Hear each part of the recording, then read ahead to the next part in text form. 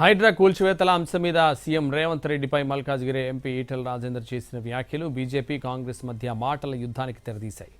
ఈటెల రాజేందర్కు కాంగ్రెస్ నేత జగ్గారెడ్డి అదే స్థాయిలో కౌంటర్ ఇచ్చారు. ఈ ప్రభుత్వం ఎన్నో రోజులు ఉండదు. ఈ ప్రభుత్వానికి తల తోక ఏది లేదు. తుగులక్ ఎప్పుడో మన చరిత్రలో తుగులక్ అని చదువుకున్నాం. ఈ ముఖ్యమంత్రి అంటే తుగులక్. నేను చాలాసార్లు చెప్పిన ముఖ్యమంత్రి గారి గురించి. ఇవాళ మా ప్రజల్ని ఏడిపించుకొని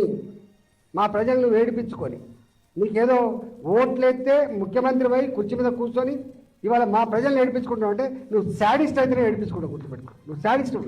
నువ్వు ఎవరు చెప్పినా వింటలేవంటే నువ్వు సైకో అయితేనే ఇవ్వడు. నేను ముఖ్యమంత్రిని డిమాండ్ చేస్తున్నా, ఇట్లాంటి పిచ్చి వేషాలు మానుకో. నీ కింద అధికారులు ఏం చేస్తుండో దృష్టి పెట్టు. నీ సిస్టమ్ను బాగు చేసుకో. కానీ మా ప్రజల జీవితాలతో చెలగాటపడే ప్రయత్నం చేస్తే కబర్దార్ నా కొడుక అని చెప్పి హెచ్చరిస్తున్నా. నీ అబ్బ జాగిరి కాదు అని చెప్పి తెలియజేస్తా ఉన్నా.